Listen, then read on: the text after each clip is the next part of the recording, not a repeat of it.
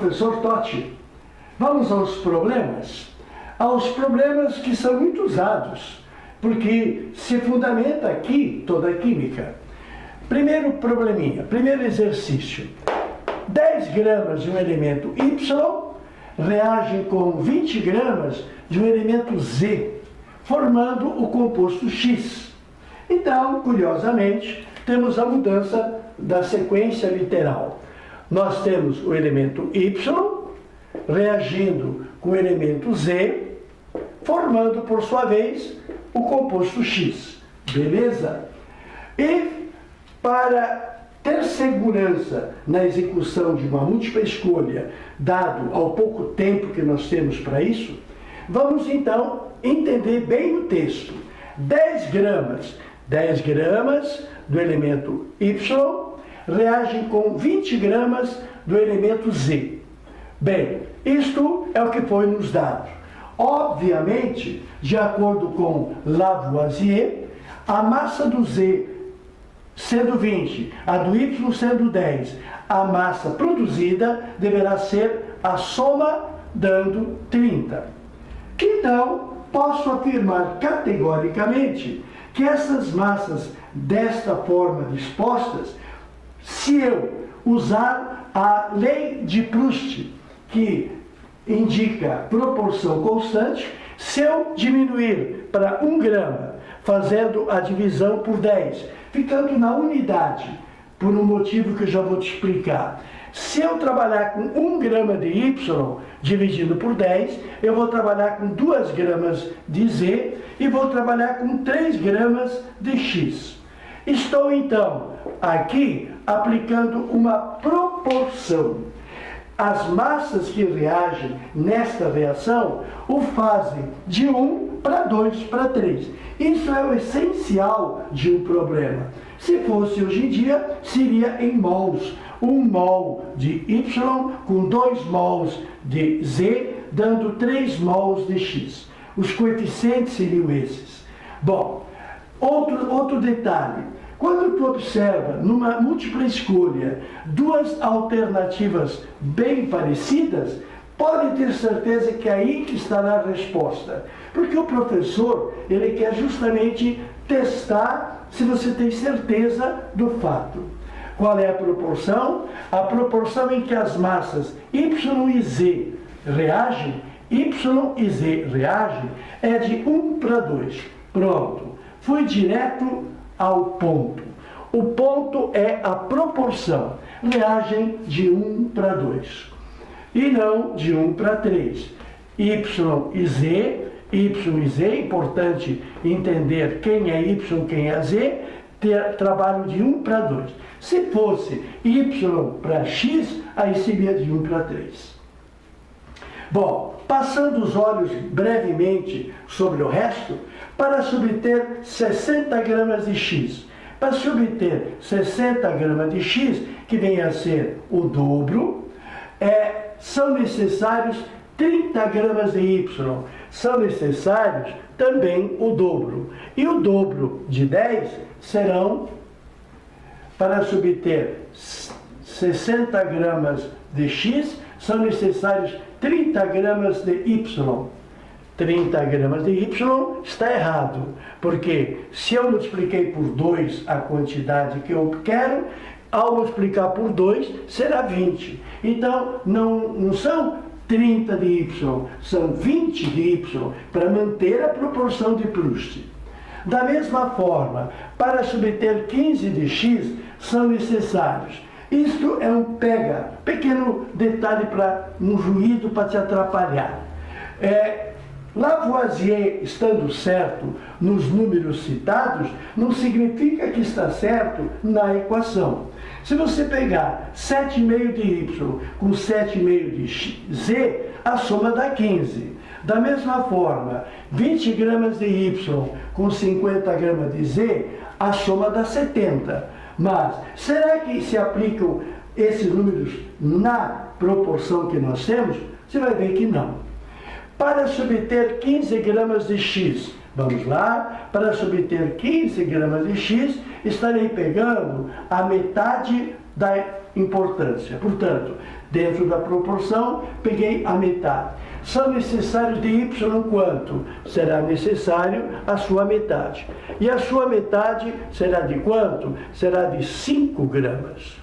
Portanto, para subter 30 de X, de Y, são necessários 5. E, dentro dessa mesma lógica, quanto que seria dividido por 2? Dividido por 2 seria 10.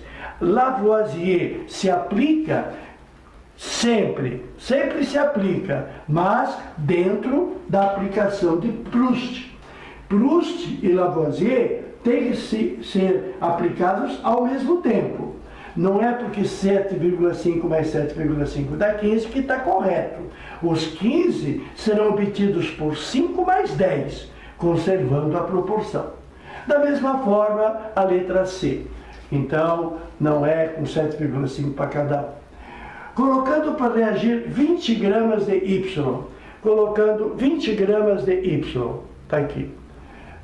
Para reagir com 50. Será que 20 reage com 50? O que é 20? 20 é o dobro da quantidade fornecida. E qual é o dobro da quantidade fornecida de Y? O dobro será de quanto? Será 40. O dobro sendo 40, os 50 que foram colocados a mais. Das 50 gramas de Z, apenas 40 vão reagir. Então, não serão formados 70, serão formados 60. Por que serão formados 60? Porque a massa dos reagentes é igual à massa dos produtos. Então, daqueles 50, 2 estão em excesso. E eles vão manter-se em excesso no final. Beleza? Uma segunda questão. Interessante, estamos falando da queima do açúcar. A queima do açúcar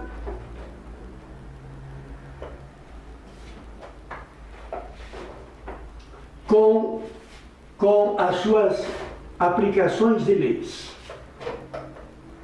O problema em si é o seguinte: o açúcar comum, quando queimado, é submetido a um alto aquecimento, representado por nós por um triângulo, se transforma em carvão e água.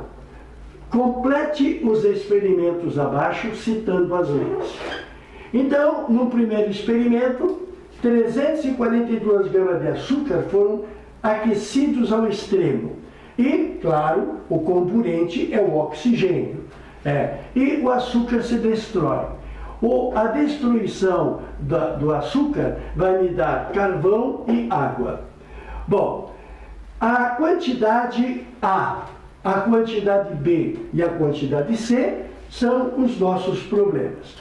Para determinar a quantidade de A, aplicamos a lei de Lavoisier, porque numa única experiência eu posso verificar a lei. E ela me diz que 342 será igual a 144 mais o A. Então daí eu tiro que o A é 342 menos o 144, me dando a importância de 198. 198 gramas será a quantidade de A.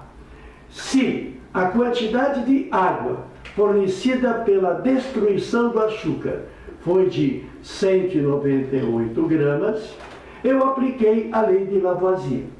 Não posso aplicar Lavoisier na segunda experiência, porque na segunda experiência eu tenho 2 dados desconhecidos. Vou então aplicar necessariamente a lei de Proust, que diz que se de 342 gramas de açúcar eu passar para B, há uma proporção. Alguém vai fazer a mesma proporção que não será o 144, porque o 144 tem como valor preso a ele um número também desconhecido. Será de quanto? Será esse elemento aqui.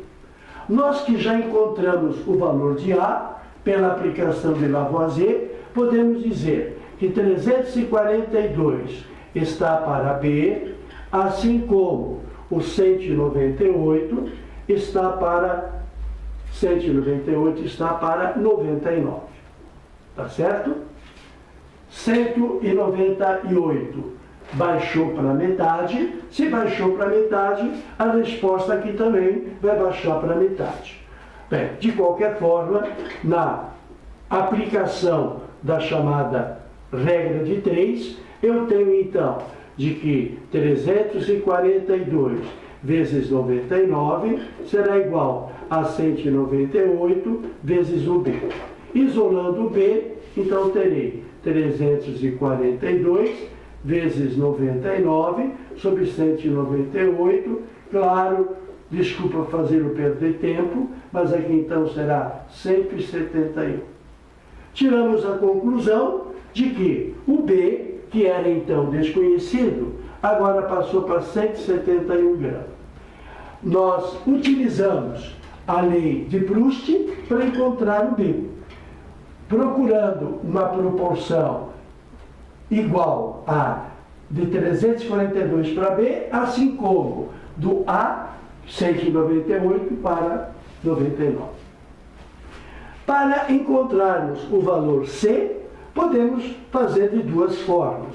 A forma mais rápida é a Lavoisier. Usando Lavoisier mais uma vez, eu diria,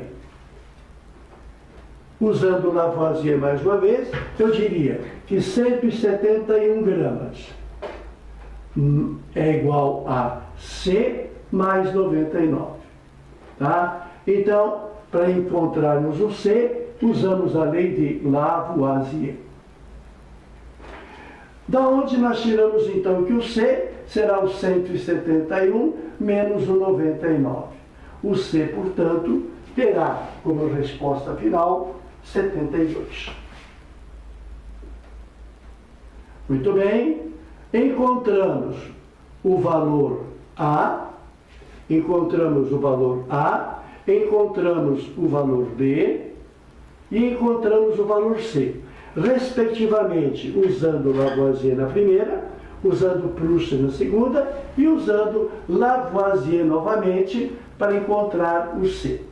Com uma observação, o C, que agora sabemos que é 72, poderia ser encontrado também por Proust, porque agora que nós temos a informação do B e a informação do A, podemos afirmar que 342 por 171 é igual a 144 sobre o C, que vai dar o 72.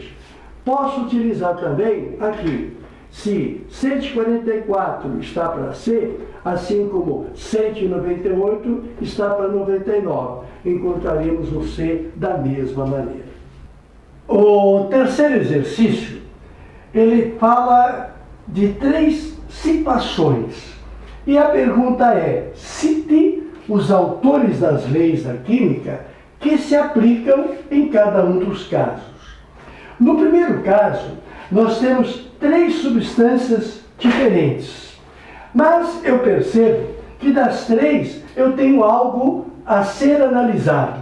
Qual? Eu percebo de que o HCl são elementos constantes da primeira e da segunda fórmula. Então surge a pergunta: como é que o H reage com o Cl? Sendo que eles, isoladamente, também reagem com o carbono. E a quantidade de carbono é a mesma. Então eu posso pensar com os meus botões: 12 gramas de carbono, em ambos os casos, estarão reagindo com quanto? 12 gramas de carbono reagindo com A gramas de hidrogênio e reagindo com B gramas de cloro. Muito bem. Então a pergunta é: com quanto é que o A reage com o cloro? O H reage com o cloro. É justamente de A para B. Diz o Richter, o Wenzel e o Berzelius de que as massas segundo as quais 2 elementos químicos combinam entre si Essas massas são recíprocas àquelas segundo as quais reagiram com a mesma de um terceiro. Então, o A é a quantidade de hidrogênio que reagiu com 12. B é a quantidade de cloro que reagiu com 12.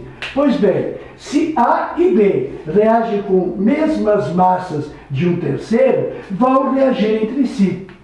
É a lei das proporções que são recíprocas. As massas são recíprocas àquelas que reagiram com a mesma de um terceiro. Já o segundo caso, um pouco semelhante, em que aspecto? No aspecto de que o enxofre é igual nos dois casos, mas a quantidade de oxigênio é diferente. Uma outra situação bem diferente é que aqui nós temos agora duas substâncias. Bem, vamos admitir que o oxigênio reaja com uma quantidade A para produzir o SO2 com uma quantidade de 32 gramas. O enxofre com 32 e o oxigênio com A. No segundo caso, os mesmos 32 gramas de enxofre reagem com uma quantidade B. Bom, então, quando duas substâncias são formadas pelos mesmos dois elementos, com o detalhe de que a massa de um deles é a mesma, a massa fixa do enxofre, que está reagindo com A gramas de oxigênio e com B gramas de oxigênio, fazem com que estas massas A e B mantenham uma proporção de números inteiros. Há uma proporção entre a massa A e a massa B. Por quê? Porque essas massas são diferentes que reagiram com a mesma de um segundo. Massas diferentes que reagem com a mesma de um segundo, essas massas são massas proporcionais. Existe uma proporção. Então, o A está para o B numa quantidade que, no caso, nós não temos o valor, mas nós temos aqui a resposta. Qual é a proporção da massa A para a massa B? A massa A está para a massa B, como 2 está para 1. Por que eu sei disso? Porque esse número de proporcionalidade deu origem aos índices. Contrário, se o índice existe, esta é a relação de proporcionalidade. Quando massas diferentes de um mesmo elemento reagem com a mesma massa de um segundo, essas massas diferentes conservam uma relação. Há uma relação, há uma proporção. É a lei de Dalton. Muito bem. E a terceira? A terceira situação nos chama a atenção o fato de serem gases. O fato de serem gases, claro, se aplicam às leis ponderais. A massa dos reagentes é igual à massa dos produtos. A massa dos reagentes tem uma proporção de massa. Todas as leis ponderais se aplicam para uma equação volumétrica. Mas existe uma lei que se aplica só para os gases, que é a lei de Gay-Lussac. O que nos diz o Gay-Lussac? O Gay-Lussac afirma de que os volumes gasosos mantêm uma proporção. Antes, porém, uma observação muito séria.